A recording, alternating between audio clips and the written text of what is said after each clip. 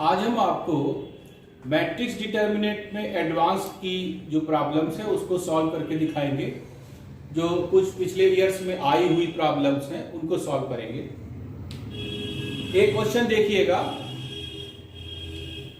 Late M be a 3x3 invertible matrix with real entries and let I denote the 3x3 identity matrix. If M inverse equal to adjoint of adjoint M, then which of the following statement is always true? और आपको चार options दे रखे गए हैं। A M equal to I, determinate M equal to 1, M square equal to I, and adjoint M whole square equal to I। ये question है और हम लोगों को इसको सॉल्व करना है। हम लोगों को गिवन है M इनवर्स। अब इनवर्स क्या होता है? Adjoint divide by determinant. This will equal to adjoint of M divide by determinant of M। अब N इनवर्स किसके बराबर अपने को दे रखा गया है? इसके बराबर दे रखा गया है, एडजॉइंट ऑफ एडजॉइंट M।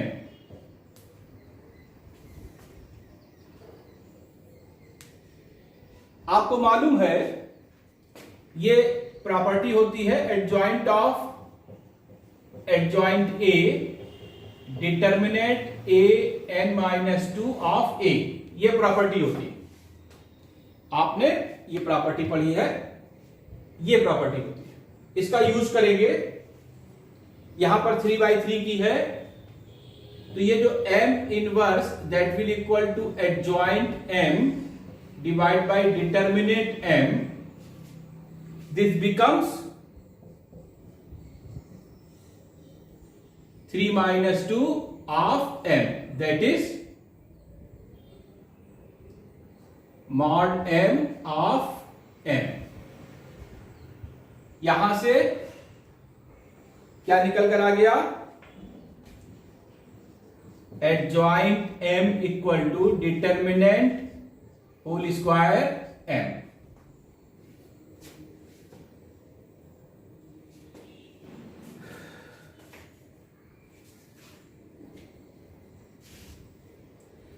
अब अगर हम फिर दोनों तरफ डिटर्मिनेट ले लें, ये इक्वेशन नंबर 1 मान लीजिएगा। एडजॉइंट M दैट इज दोनों का इसका डिटर्मिनेट, मॉड साइन डिटर्मिनेट को शो कर रहा है।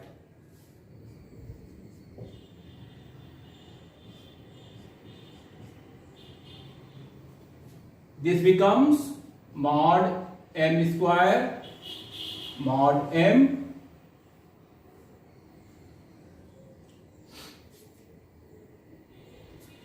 अब एडजॉइंट वाला जो प्रॉपर्टी अपने पास है,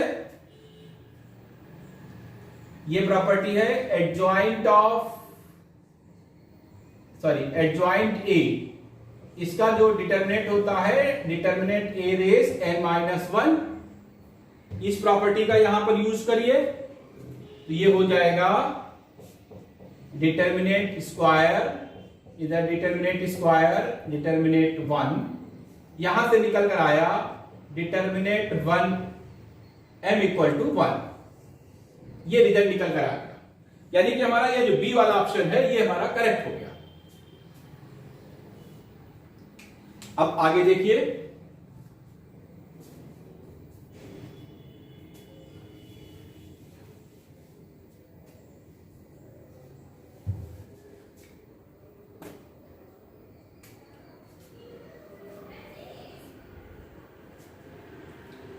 ये जो इक्वेशन 1 थी adjoint M equal to determinant M whole square M। अब डिटर्मिनेट M की वैल्यू 1 मालूम पड़ गई तो यहां से क्या निकल के आया? Adjoint M equal to M, ये निकल कर आया।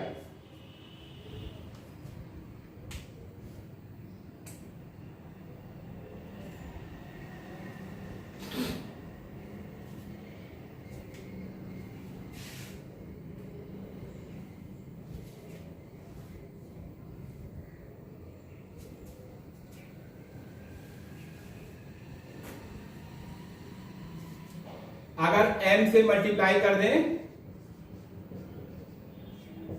ये हो जाएगा m स्क्वायर।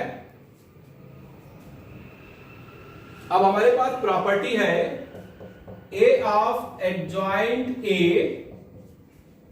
ये होता है determinant a times of i।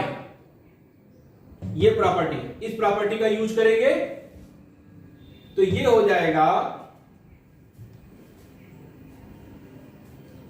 Determinant m into i that is equal to m square. लेकिन डिटर्मिनेंट m की वैल्यू 1 थी तो यहां पर i बचेगा m स्क्वायर। तो m square equal to i, ये हमारा ये रिलेशन प्रूफ हो गया।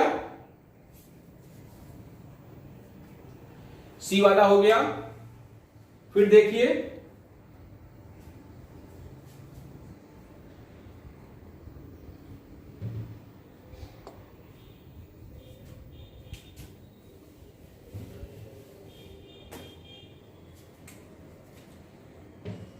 Again adjoint m equal to m वाले फार्मूले से दोनों तरफ अगर स्क्वायर कर देंगे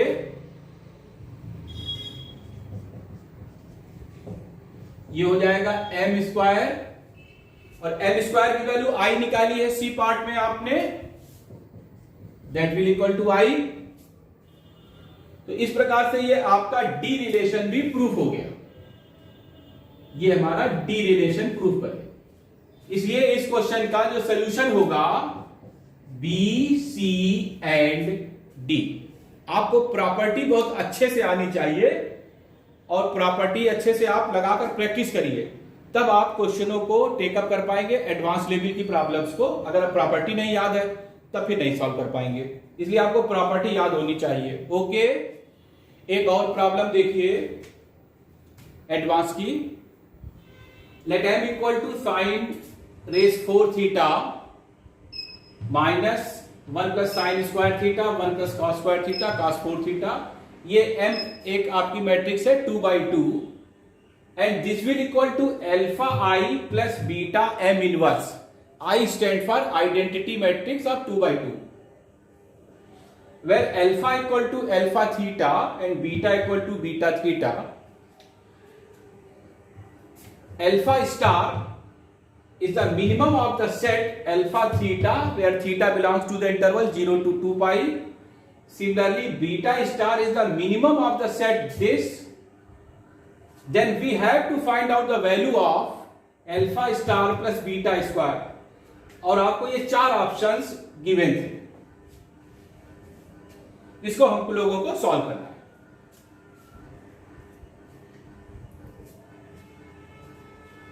देखिए कैसे करते हैं, क्वेश्चन को देखिएगा।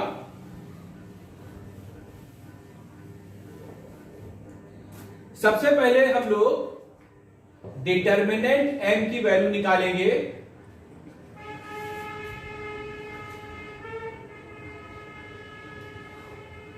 Cross multiply sine 4 theta cos 4 theta plus 1 plus sine square theta into 1 plus cos square theta.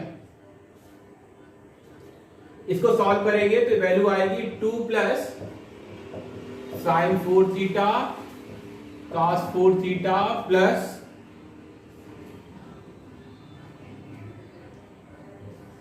Sign square theta cos square theta. अब जैसा क्वेश्चन में बोला गया है this will equal to this, यानी कि जो आपको बोला गया उसको करते चलिए। Sine 4 theta 1 plus cos square theta minus of 1 plus sine square theta cos 4 theta. This will equal to alpha I, that is alpha 0 0 1 alpha plus beta times this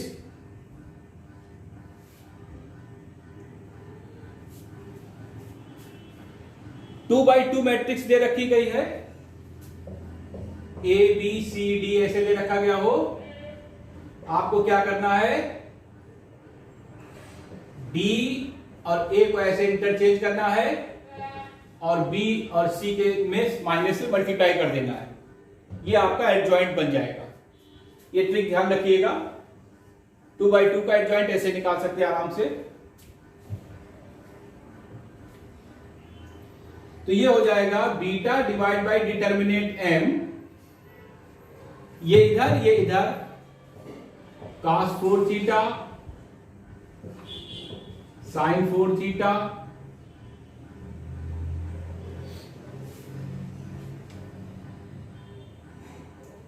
negative sign यहां लग जाएगा, -1 प्लस कॉस स्क्वायर थीटा और ये positive हो जाएगा 1 plus sine square theta.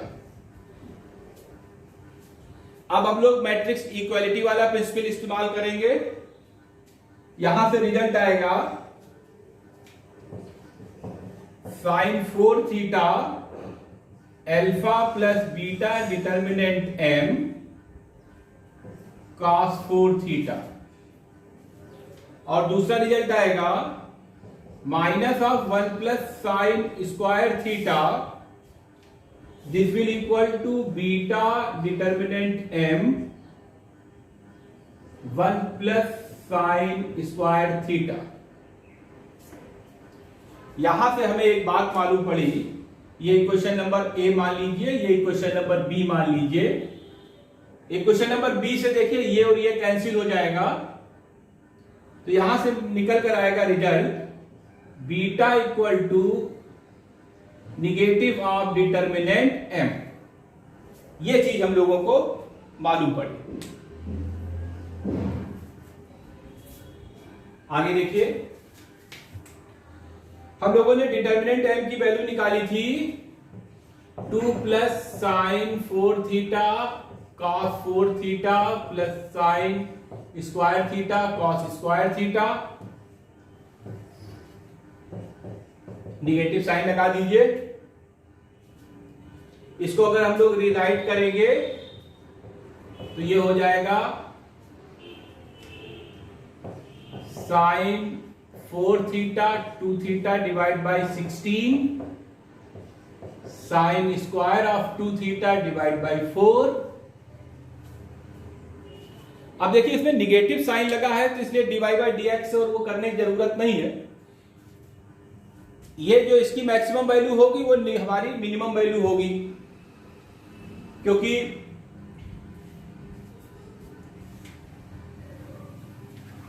Negative sign लगा हुआ है ना, इसलिए अब ये मैक्सिमम वैल्यू कब होती है, साइन की मैक्सिमम वैल्यू 90 डिग्री पर होगी जाके, ठीक है ना।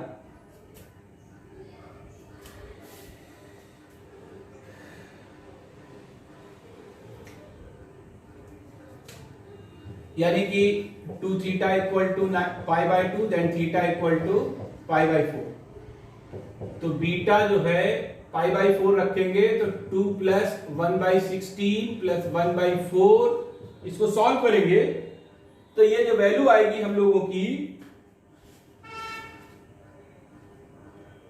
-37 बाय 16, और ये मिनिमम वैल्यू होगी, निगेटिव साइन लगा हुआ है तो इसलिए ये हमारा बीटा स्टार के बराबर हो जाएगा। अब हम फिर इक्वेशन नंबर 1 पर आएंगे।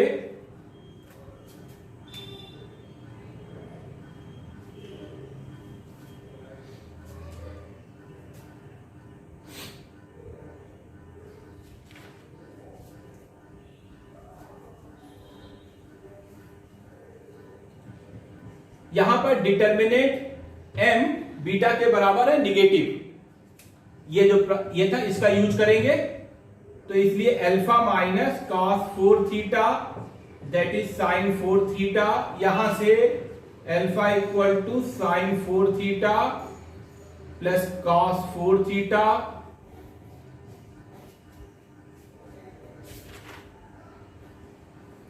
This can be rewrite as 1 minus 1 by 2 of sin square 2 theta. तो जब theta equal to pi by 4 लेंगे,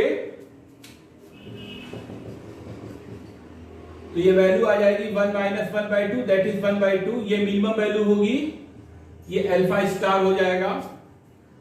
अब आप इन दोनों को एड अप कर दीजिए, alpha star plus beta star that is 1/2 minus 37/16।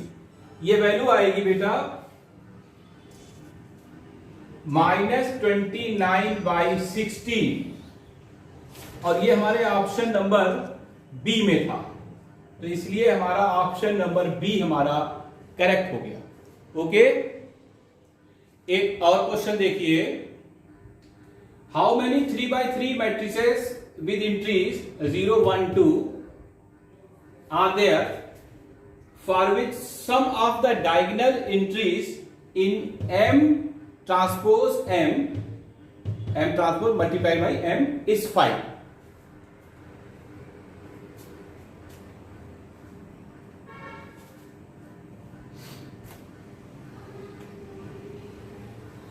ऐसे क्वेश्चन को करने के लिए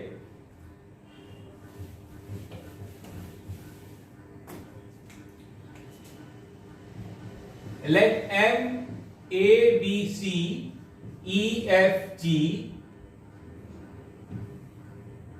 D E F G H I।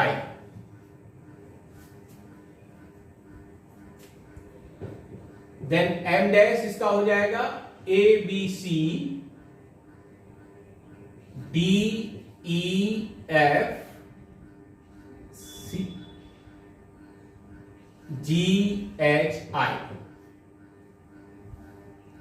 जब हम M डैश M में डायगोनल निकालेंगे तो डायगोनल की जो एंट्रीज होंगी वो ये होंगी, M डैश M जब मल्टीप्लाई करेंगे और उसमें जो डायगोनल के जो टर्म्स होंगे वो यही होंगे, A square B square C square D square E square F square G square H square I square.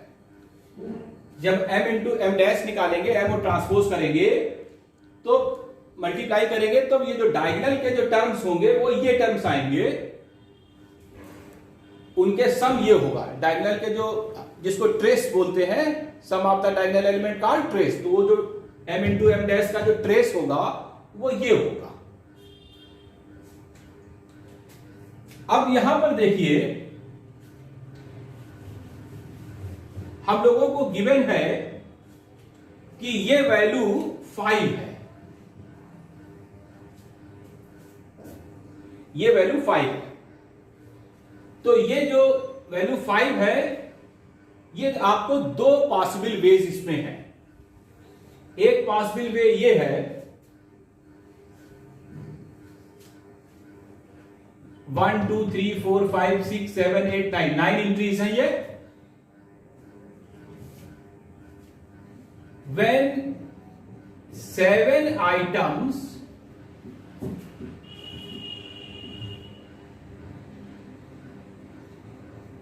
becomes 0,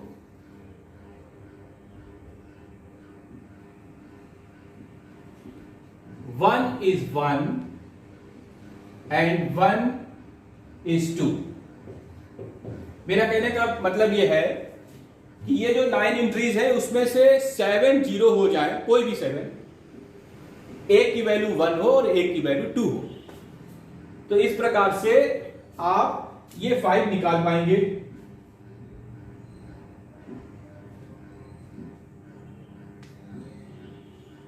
इसको हम लोग कर सकते हैं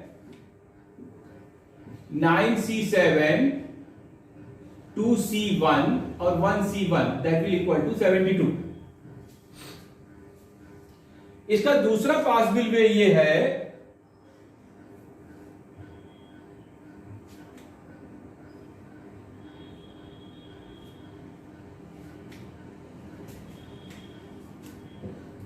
five of them